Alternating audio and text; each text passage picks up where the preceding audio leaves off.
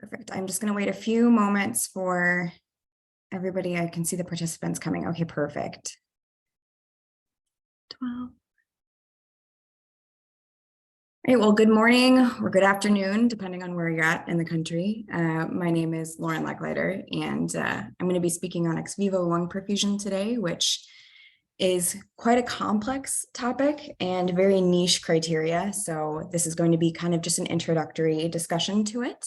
I'm just waiting for a few more participants to roll in. I know that the time frames are quite tight between speakers.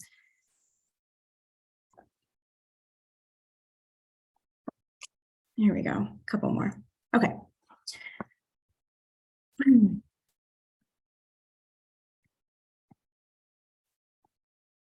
So just a brief introduction to me. I like to put a picture up so you can see the person behind the presentation. I just got married, so there's my photo.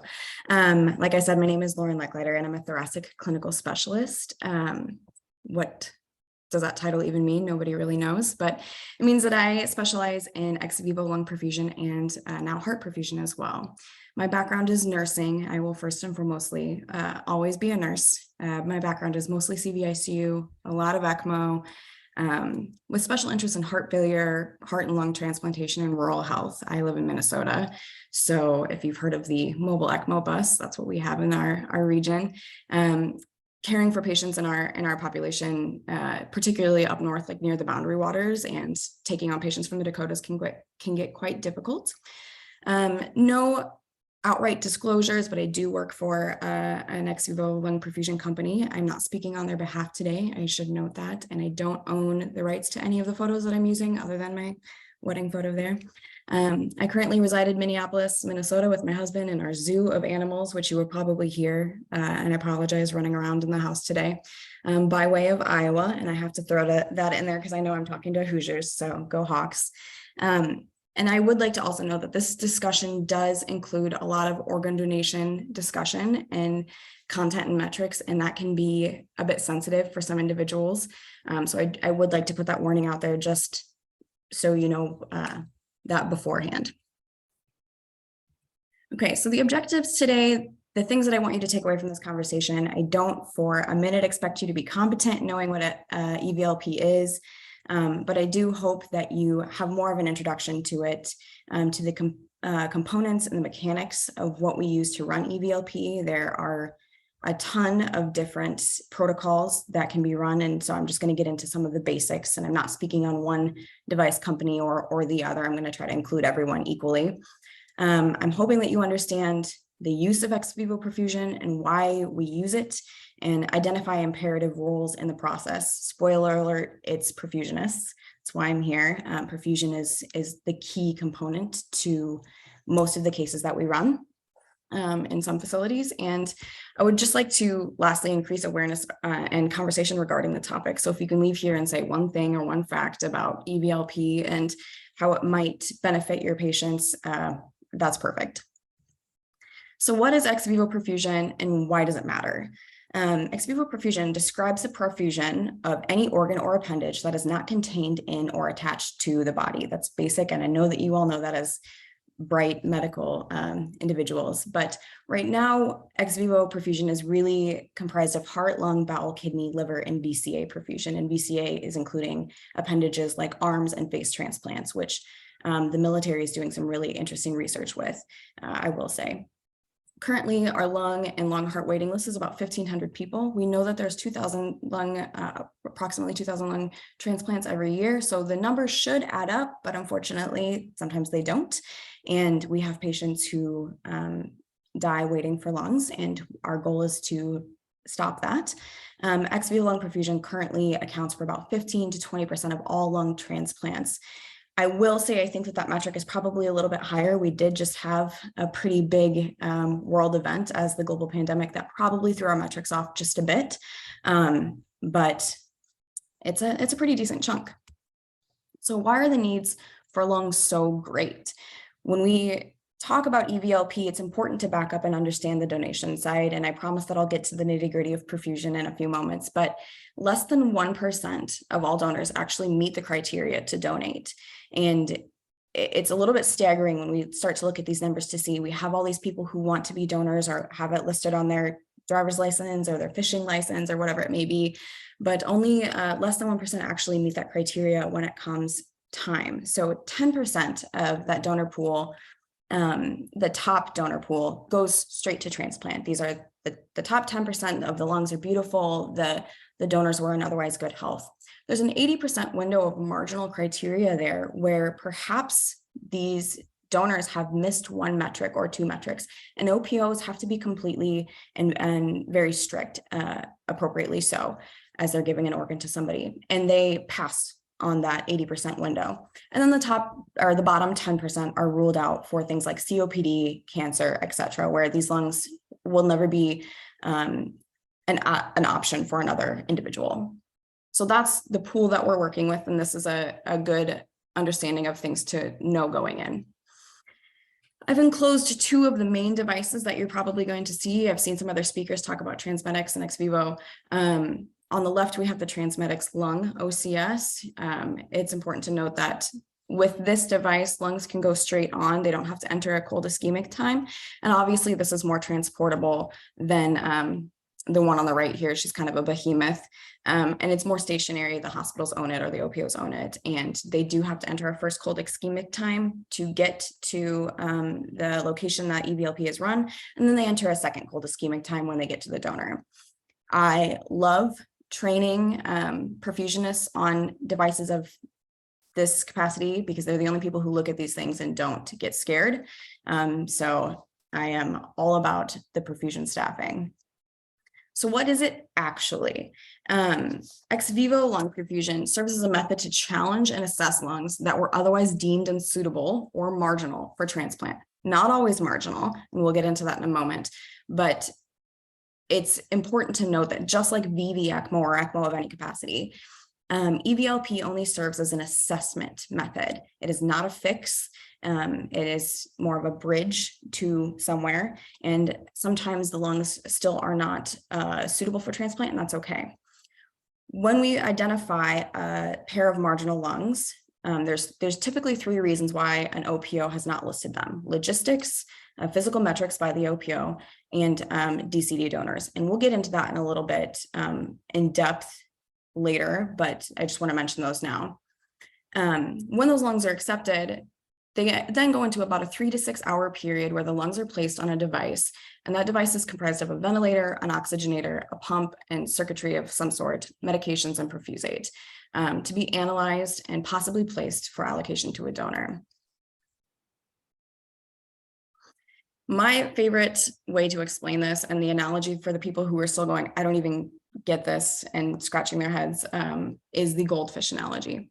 If I have a pair of lungs that I think might be suitable for EVLP, but look pretty sick on paper, and they're in a donor who is also very sick, I like to use the goldfish analogy.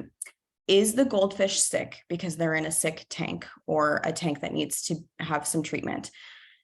Or is the goldfish just sick? So let's take them and put them in a sterile environment, a clean environment with some medications, some antibiotics, a steroid, some anticoagulants like heparin, and see if they get better. So in this analogy, is the fish or the lungs sick because of the tank or the donor, or is the fish just sick? And that kind of starts to click sometimes when we think about it in this way. What classifies technically as a marginal lung? Well, there are multiple reasons why these lungs aren't listed. Firstly, being logistics. When we think about some of the states and some of the transplant centers that we have, and specifically now the new lung allocation system, we have to think about some of the really rural areas. For example, northern Minnesota. I'm a Minnesotan, and when you start to get up north there in Wisconsin and the Dakotas, we don't have a lot of transplant centers. We don't have a lot of high acuity ICUs. So logistics can be an issue, whether I don't have a procurement surgeon, or I can't get there, or the OPO can't get there, or there's 16 feet of snow on the ground, because that's feasible here. And so sometimes logistics and not necessarily the lung data can rule the lungs out for being listed because it's just not a feasible option. Secondly is the physical metrics. This is really where most of the lungs that we're looking at for EVLP do come into play. The physical metrics, meaning maybe the PaO2 is a little bit too low. Maybe the gases don't look good enough to be listing, and the OPO says, I'm going to pass and move on with our workup. And the third being kind of what I wanted to warn about in the first conversation, with it being a little bit more of a sensitive subject, is DCD donors are death after cardiac death donors. When these patients have identified that they want to be a donor, we will do everything that we can to honor their wishes and honor their family's wishes and be respectful to them. But there are multiple aspects to this that do make it complex for donation. One of which being sometimes the families are just in a rush and they want this process to be over. Most people don't realize that when you look at donation, there's another 24 to 48 hour window of actually working up the donor and more assessments and more tests. And that can be pretty strenuous for families to undergo. Sometimes they just want to get it over with and be done and start the grieving process, and as is their right. So sometimes they just need to move forward, and in those situations, typically the abdominal organs are what is worked up because lung and heart take quite some time. In addition to that, what another sensitive subject with the DCD donors is that if you have a young donor who was otherwise healthy that had a traumatic injury or an unfortunate event happen that has caused their presumed demise, and you have to withdraw in the OR for DCD donors, sometimes they don't arrest because they're so healthy. If we were to, as the OPO, work up those lungs for transplant, it includes nebulizing treatments, it includes recruitments, and it actually makes the lungs stronger. So in some situations, the OPO or the family has a conversation and says, we're not going to risk not being a donor as this patient wanted, and we're going to respectfully move on just with allocating abdominal organs or what have you, and pass on lungs completely. So in these scenarios, EVLP would be perfect because I know that I have an otherwise healthy person. I want to assess these lungs. I don't want to put this family through any more heartache than they're already dealing with, and we can evaluate them after the patient passes. So I've got two examples here. I'm more of a right graph person. I have some colleagues who are left graph people, and this is just the basic concept of EVLP and the components that you need. Perfusionists should be able to recognize all of these things. The main components are a reservoir, a hard shell reservoir. I am typically using a pediatric OR reservoir that holds 2 liters with 1,500 mils of perfusate in it. Now, it depends on what kind of device you're using for perfusate. Some use Perfidex, some use donor blood. Transmedics has their own mixture. And that is drained into the oxygenator and pump. I like the Quadrox Cardio Help mixture myself, but any oxygenator and any pump will do. The main point here to note for EVLP is that instead of supporting like we do with VV ECMO, where it's 100% FiO2, we're actually implementing a challenge gas here. So it's nitrogen, CO2, and oxygen, and pumping it into the PA. So much like you do a pre and a post gas for ECMO, we're going to do a pre and a post gas for EVLP, but instead, and I'll move my instead, I want to know the difference between the PA and the LA, and that's what this says under here, under my speaker here. And if the lungs are clearing the challenge gas, I'm not helping them in any way. I'm actually challenging them to see if they can recruit themselves. Other aspects of this are the leukocyte filter, which kind of decreases the cytokine storm with some data. The sterile organ chamber, which creates a obviously sterile environment for us to do things like bronchs, x-rays, lobe ultrasounds to see striation and edema. And then typically we intubate with a 7.5 all the way up to like a 9 ET, and it's connected to a ventilator, typically like a Drager or a Hamilton vent. So these are the main components of EVLP. It's not as intimidating as it looks or as it sounds. But the main things to take away for perfusionists is that it's always going to be in a constant state of acidosis, which is uncomfortable. Our pre-gas might be 6.9 pH going in, it might be 7.1 pH coming out. That's good for me. I like to see those numbers. Of course, we don't want to see that in a patient. It gives us the ick. But when you don't have a complete body system, we don't have a liver and kidney and bicarbonate in the system, we really need to identify what the lungs can do on their own. And that shift of mind frame does get a little difficult. Other things to note is that with our pump, no matter what it may be, I'm a cardio help gal, the flow is always significantly lower than what we would expect, but we're only perfusing one organ.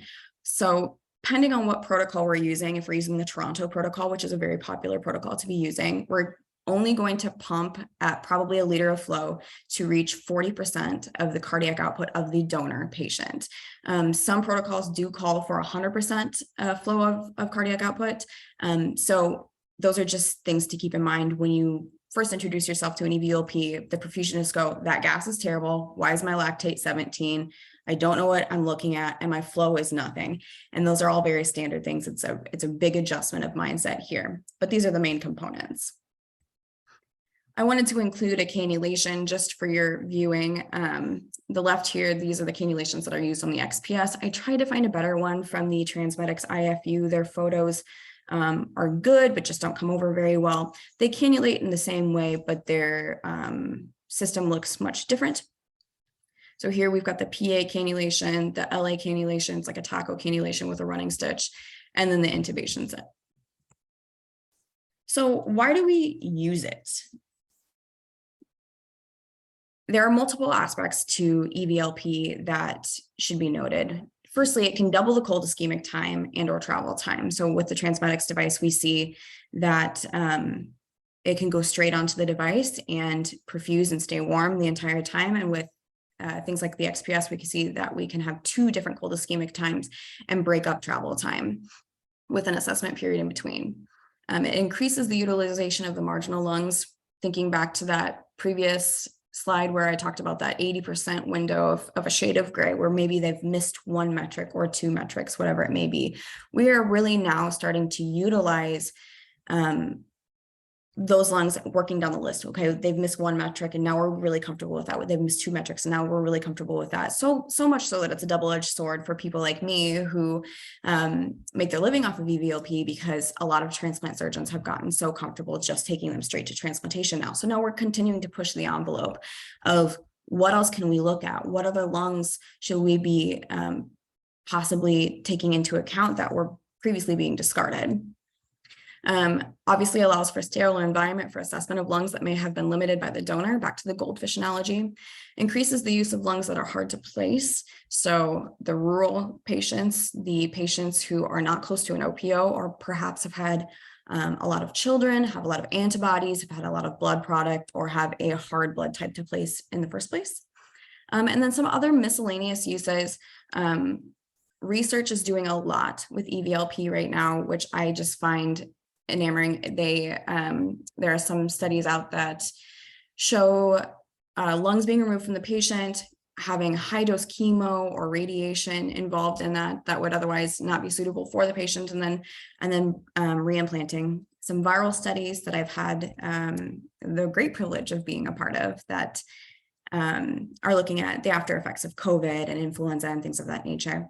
And then in some realms, and I will say that this is not the gold standard, and I would like that to be known, some ex vivo perfusion, primarily in abdominal organs, is almost being used as same-day surgery tactics. So if you're in a small rural area and you only have 1 or 2 transplant surgeons and they've been on doing, surgeries all day, and they're tired and they need to sleep, in some scenarios and in some papers, they've exhibited putting a kidney or a liver into a perfusion for a couple of hours so that your staff now can get rest. You don't have to call the donor in or the recipient in at 2 a.m. And it makes things a little bit more easy to flow. Granted, again, that's not the gold standard, but it's interesting to note.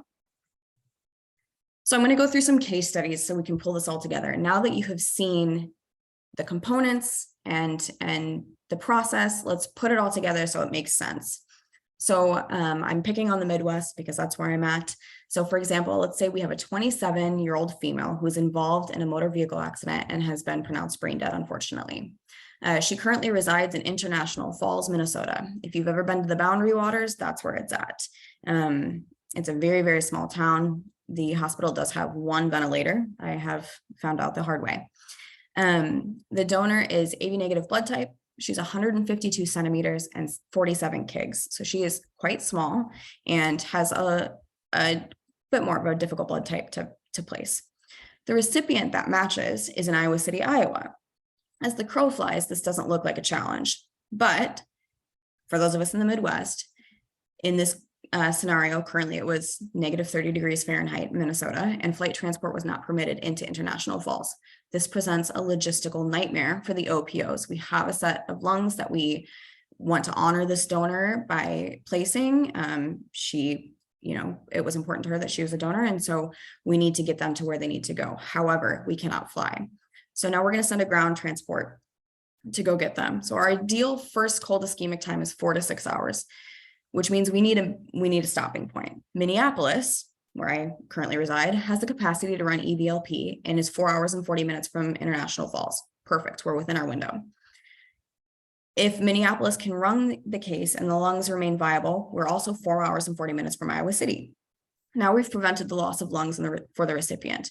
This component brings into the two difficult factors of logistics and criteria. Not necessarily that we had lungs that were marginal or that they missed any metrics, just that we were in a location that did not suit for best transplant scenarios. And there's so many like this with so many of the big states, Montana, Texas, Maine. And so it's important to look at how this can feasibly suit us for logistics. Other case examples are a 46-year-old female patient whose death after brain death from a fall from a ladder. PaO2 was less than 250 during workup. That's our OPO cutoff, at least it is here in Minnesota. It was 244, so close, but not quite. The patient exhibits some pulmonary contusions on less than 1/3 of the lung space and also exhibits multiple rib fractures. Now, of course, I don't have an entire patient scenario and labs and things to look at for you, otherwise we'd be here for hours, but I noted that the limitation of the injury was likely what we were looking at since the patient was only 46. EVLP, post-EVLP ran for 3 to 6 hours, and the PaO2 actually resulted to be 289 out of the donor. So the lungs were actually limited here by donor injury. So again, the goldfish scenario. Is it the fish? Is it the tank? I know it's a little bit of a cross analogy, but it works. Next analogy, we have a 38-year-old male DCD who is DCD after an acute illness. So we don't have a lot of history on this individual, but we know that they're 38. Family is to withdraw life-sustaining measures, let's say today at 5 p.m. And the lungs were not worked up as part of the transplant process in order to provide the best chance of patient arrest. Again, crass language, but within set protocol limits at the time at the hospital. So patient's family member just really wants to move on this. They need to go home. They need to grieve with their families. They don't want to work up the lungs. And they would like this donor very much to be a donor as was his wishes. This is a perfect scenario for EVLP. We can respect the patient's wishes and the family's wishes. We are identifying a male who is young.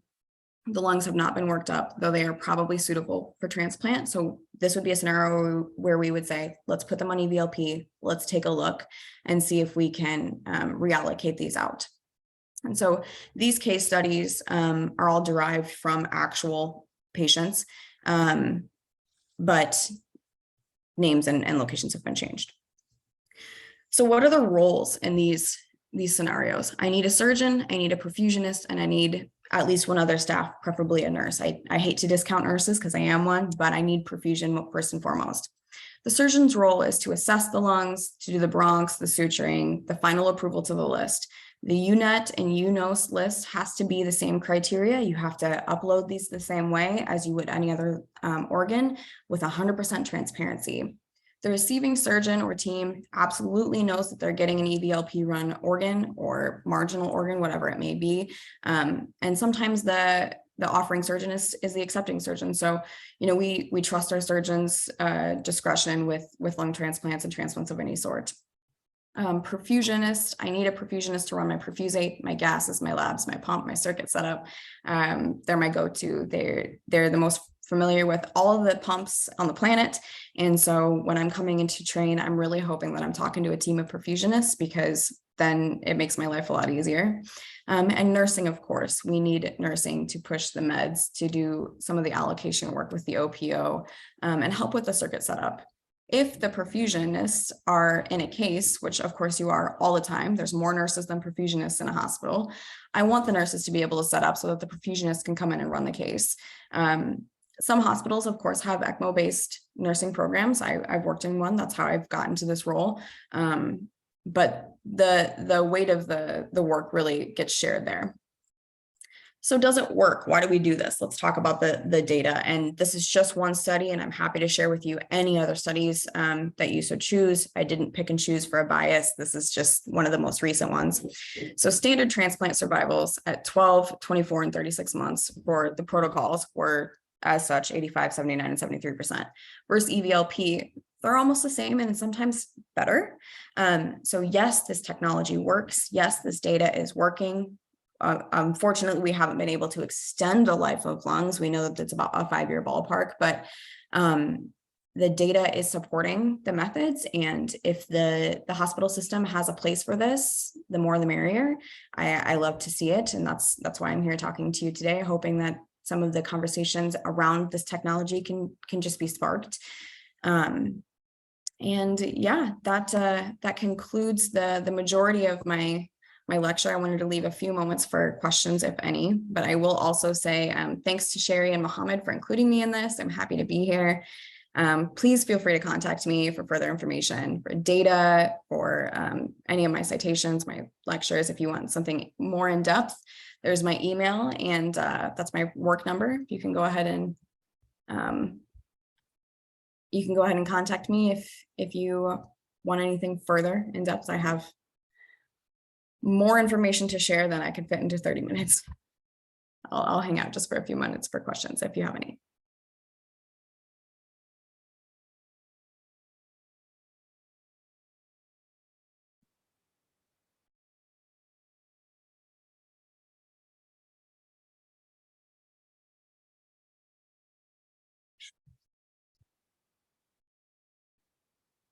What are some of the indicators used for marginal lungs? Perfect.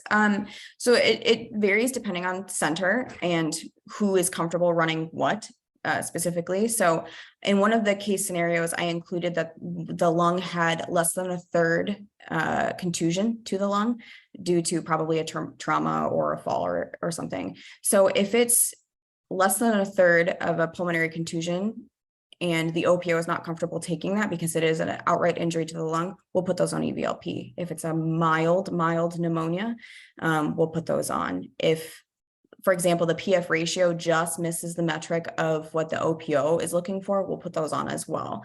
Because again, a lot of times the donor is the limiting factor, not the lungs. And so there's many metrics, and it depends on how comfortable the facility is running EVLP. I will say that there are some facilities who will run just about anything because they are so comfortable with marginal lungs. Some of the newer ones really are sticking to the books, which is completely fine and acceptable. But I can provide you a pretty lengthy list if you're interested in that. If you contact me, I can give you more information on that. Any other questions?